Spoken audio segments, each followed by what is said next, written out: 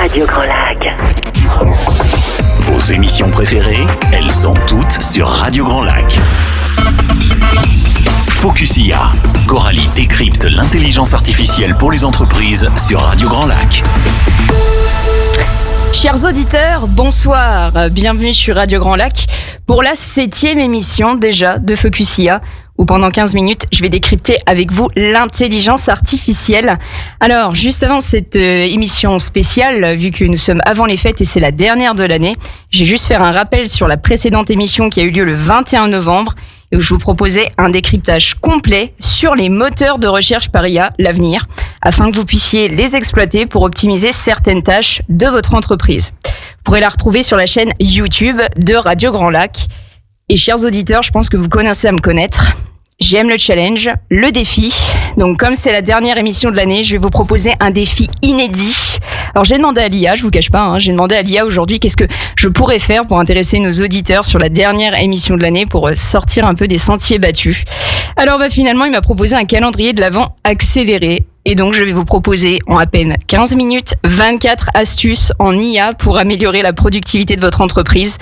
Et mon objectif, ça va être de vous montrer comment ces outils peuvent révolutionner chaque département de votre entreprise, quelles sont les possibilités. Et puis, effectivement, tout en restant accessible et adapté à vos besoins. Et bien sûr, comme je suis pleine de surprises, je vous ai préparé une 25e astuce bonus. Et finalement, c'est un beau cadeau avant les fêtes. Restez bien jusqu'à la fin. Alors, c'est parti, du coup, 24 astuces. J'ai quelques minutes seulement pour démystifier tout ça. Donc, la première astuce, c'est déjà, avant de parler productivité, il va falloir faire attention avant de vous lancer dans l'intelligence artificielle. Finalement, ce que vous allez mettre dans les systèmes d'IA. Donc, la première chose, c'est déjà de bien choisir votre ou vos outils et surtout d'auditer d'abord vos tâches. L'idée, c'est pas d'automatiser toute votre boîte. On est bien d'accord avec ça. C'est pas de faire tout piloter par l'IA. Donc, c'est bien déjà de choisir ces bons outils et faites également attention aux données sensibles de la société, des tiers, de vos clients, des fournisseurs et des collaborateurs que vous allez mettre dans des outils grand public comme ChatGPT que vous connaissez très bien. N'oubliez pas également de former vos collaborateurs et surtout de les intégrer pour finalement avancer sur les projets IA et surtout quelles données ne doivent pas être utilisées, exploitées par des systèmes d'IA. Alors ensuite, en deuxième astuce, je vais essayer vraiment de structurer un maximum pour que vous ayez toutes les informations. Dans tous les cas, si vous n'avez pas suivi ou si vous nous rejoignez actuellement, dans tous les cas, toutes les astuces, vous allez retrouver en replay sur Radio Grand Lac, la chaîne YouTube de Radio Grand Lac, dans quelques jours. Vous pourrez consulter nos réseaux sociaux pour cela. Donc en deuxième astuce, on va parler marketing, chers auditeurs, où finalement vous allez pouvoir utiliser l'IA pour faciliter votre recherche d'informations sur vos concurrents. On a beaucoup de clients qui nous demandent d'utiliser l'IA pour faire ce qu'on appelle des études de la concurrence en temps réel et rectifier vos stratégies. Donc je vous conseille d'être précis, commencez à utiliser votre IA comme ChatGPT ou un autre outil que je vous dévoile là tout de suite en direct, c'est Perplexity, pour réaliser vos études de la concurrence. Donc soyez précis sur vos critères que vous allez demander, identifiez donc vos concurrents directs ou indirects, quel type, quel secteur, les types de services ou effectivement leur stratégie commerciale et de communication. Allez, on souligne tout ça par un joli tableau puisqu'elle est effectivement en mesure de nous trouver tout cela en tableau et ça c'est très intéressant puisque vous allez pouvoir réexploiter juste derrière. Toujours dans la partie marketing, vous pouvez aussi utiliser l'IA pour faire votre veille. Plus besoin de newsletter. Aujourd'hui, faire une veille sur votre secteur en quelques points clés et en temps réel n'a jamais été aussi simple avec le fameux chat GPT Search. Donc je vous ai effectivement parlé il y a 15 jours dans les moteurs de recherche par IA. Et donc, vous pouvez utiliser ce moteur de recherche pour vous résumer en quelques points clés les actualités de votre secteur, du jour ou de la semaine. C'est très intéressant, très intelligent pour faire de votre veille et effectivement avoir une longueur d'avance. En plus, les résultats sont sourcés. Je passe à la communication. On est passé du marketing à la communication. Donc, vous pouvez bien sûr créer vos contenus visuels et textuels et qui vont être aussi contextualisés sur vos réseaux sociaux. Pourquoi ? Parce que nos modèles d'IA deviennent de plus en plus performants. Parce que quand on la paramètre bien, cette IA, elle est en mesure de s'adapter à tout ou partie à votre ligne éditoriale et votre cible. Et c'est là où c'est très intéressant, puisqu'elle est capable de reproduire un texte adapté à ceux que vous proposez initialement. Et il est possible également, nouvelle astuce, d'automatiser toute cette partie, par exemple des articles de blog, sans avoir lu prompter. Donc prompter qui est une instruction qu'on va donner à l'IA. Nos auditeurs le connaissent bien, ce terme, prompter, donner une instruction. Donc par exemple, génère-moi une image. Finalement, on n'aura plus besoin de prompter vu qu'on va pouvoir automatiser partiellement ou complètement, par exemple, la rédaction d'un article de blog. Et ça, on a effectivement un gain de temps considérable. Nos clients le voient aussi, entre 2 et 3 heures par article. C'est quand même assez fou et assez bluffant. Et imaginez que vous voulez vous lancer dans la vidéo pour diversifier votre communication digitale, et l'IA est là aussi. Demandez à l'IA de rédiger des scripts promotionnels ou explicatifs de votre entreprise, et vous pouvez aussi, et c'est ça qui est bluffant, c'est que vous pouvez lui insérer des documents. Alors ça peut être des présentations commerciales ou des présentations produits qu'elle va pouvoir vous générer en vidéo, ou vous générer aussi des scripts pour pouvoir après vendre vos prestations. Et ça, c'est assez bluffant aussi. Vous pouvez notamment le demander à ChatGPT, ça. Et pour finir sur la communication, on va ajouter un zeste de son généré par IA. J'ai été avec Christian vendredi pour la Note Bleue où on a démystifié l'IA dans la musique et le jazz. Et vous pouvez aussi créer des sons avec l'IA. J'en avais aussi parlé avec l'outil Suno pour embellir aussi vos vidéos et à partir d'un simple prompt, d'une simple instruction avec ou sans parole. Vous pouvez créer un son dans le style que vous souhaitez avec ou sans parole.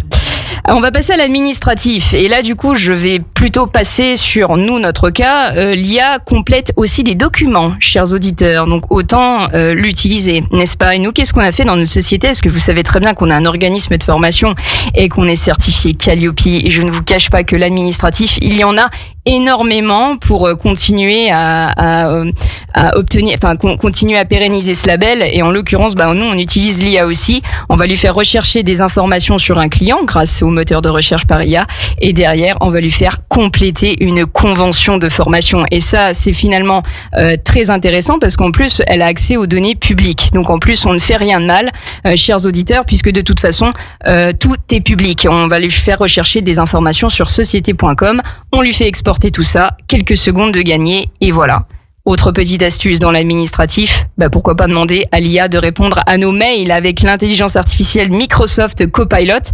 Si vous avez Outlook, par exemple, c'est super intéressant d'utiliser l'IA pour synthétiser déjà des nombreuses conversations par mail, mais en plus, dès que vous recevez un mail, elle y répond. Et ça, c'est effectivement un gain de temps considérable.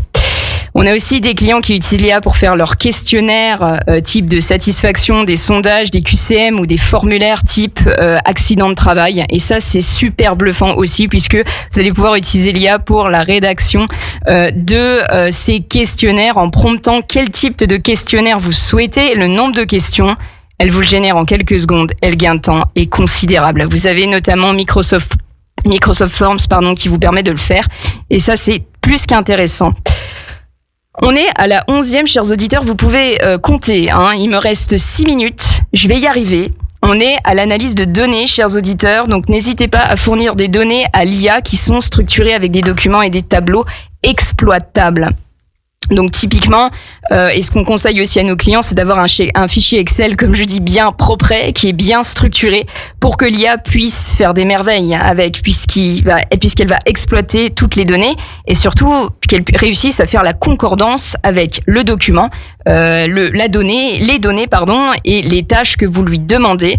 Donc c'est idéal. On a des clients qui vont lui insérer une formule, par exemple, pour lui faire calculer bon nombre de choses, voire même planifier dans le cadre de la production. Par exemple, et sachez aussi qu'il est possible d'automatiser cette partie. Et puis bien sûr, si on pousse plus loin, qui dit analyser des données, va vous permettre également de créer des rapports. Je vous prends un exemple relativement concret, vu qu'on a accompagné une agence de communication dans la réalisation de rapports sur les réseaux sociaux pour analyser les performances des réseaux sociaux de leurs clients. Et c'est plus qu'intéressant puisqu'on va pouvoir lui insérer le rapport de performance et derrière, elle va nous apporter ce qu'on appelle des recommandations stratégiques. Et ça, c'est assez bluffant, puisque finalement, elle va nous apporter des idées pour pouvoir optimiser les stratégies. Allez, je passe au RH cette fois-ci, puisque je vous avais dit, on va couvrir tous les pôles d'une entreprise. Alors c'est sûr que certaines entreprises ne seront pas concernées, je pense notamment aux solopreneurs, micro-entrepreneurs. Oui, forcément, dans les RH, à moins que vous recrutiez plus tard un alternant, il va être possible aussi de faire ce qu'on appelle de l'analyse de CV par l'IA. Faites attention toutefois d'être précis dans la requête pour éviter les biais et les discriminations. Donc faites bien aussi tout un tas de critères juste avant des critères de recrutement pour que ça soit quand même en lien avec la fiche de poste. Vous pouvez aussi lui faire identifier des compétences principales ou lui faire repérer des mentions, par exemple de la gestion de projet, de l'IA par exemple dans le document pour qu'elle puisse en faire la concordance.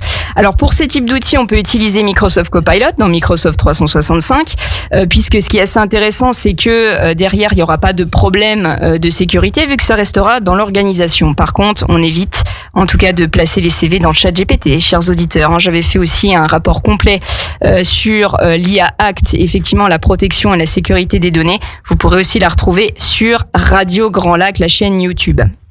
On va partir sur l'organisationnel maintenant avec la synthèse de réunion Teams qui est super intéressante. Je sais que vous faites de la réunion Teams, soit avec vos collaborateurs, soit avec vos fournisseurs ou vos clients.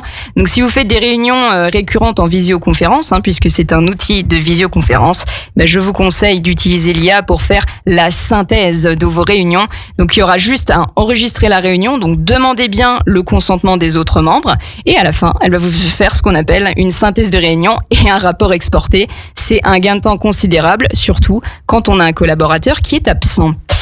Alors, je passe au commercial. Je pense que ça va en intéresser certains. Je sais que je déteste multiplier les outils pour nos clients, mais notez bien son nom. Il y en a un qui me bluffe plutôt, qui me bluffe particulièrement, c'est Gamma AI. Vous pouvez noter son nom.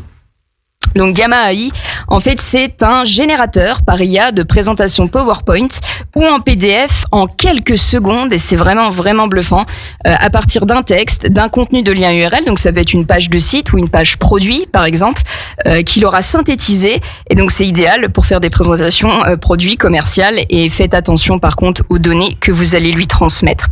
Je suis toujours sur la partie commerciale et vente, et vous allez être surpris, chers auditeurs, ou pas, puisque finalement la plus grosse demande que nous avons en ce moment, c'est la réponse aux appels d'offres. Comment on utilise l'IA pour y répondre?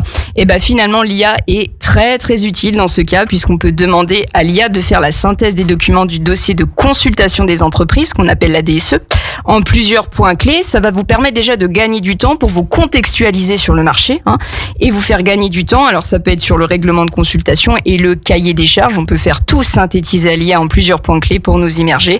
Et puis derrière, si on va encore plus loin, je vous avais expliqué juste quelques secondes avant, on peut aussi demander à l'IA de nous rédiger les documents de réponse. C'est assez bluffant aussi. Et pourquoi pas nous aider à constituer le dossier administratif.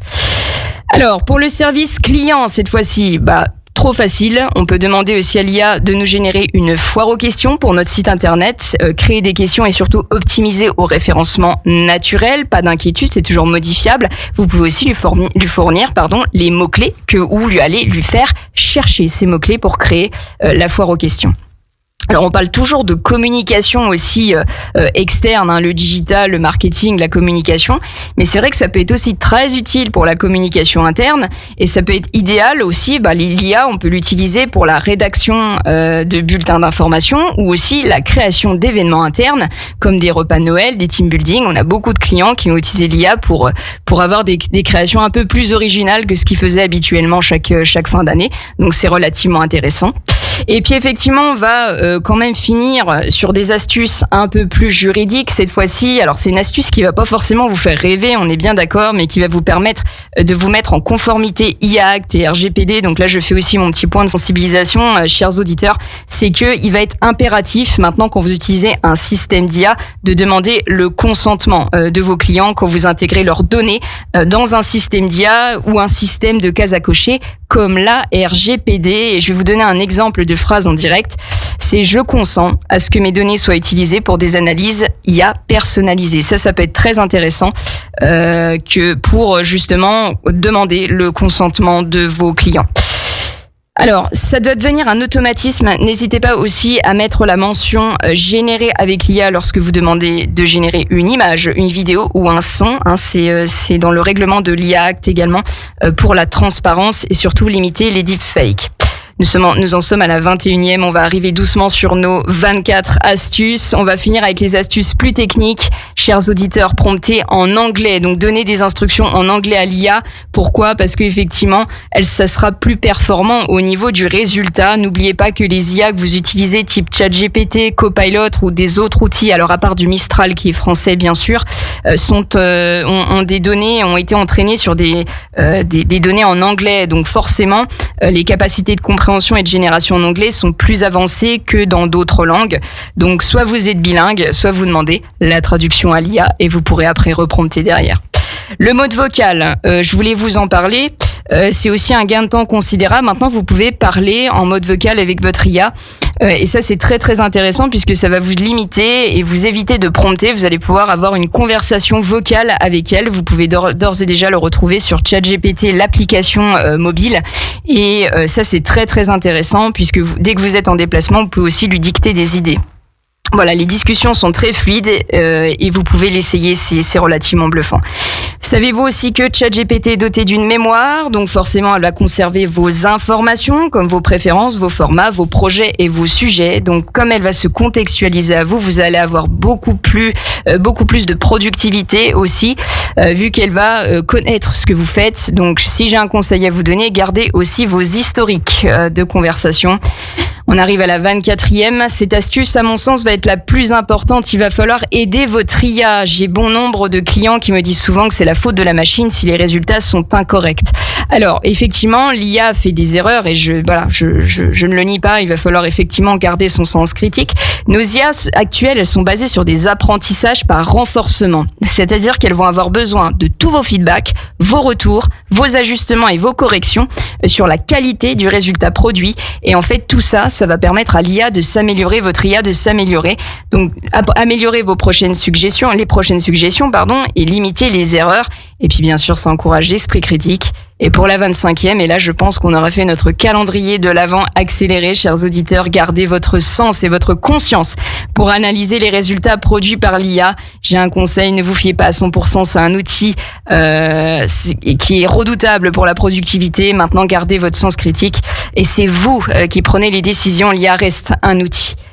Voilà, c'est tout pour aujourd'hui. J'avoue que j'ai réussi à tenir ce challenge. J'espère en tout cas que ça aurait été fluide pour vous et que vous aurez appris des choses aujourd'hui, chers auditeurs.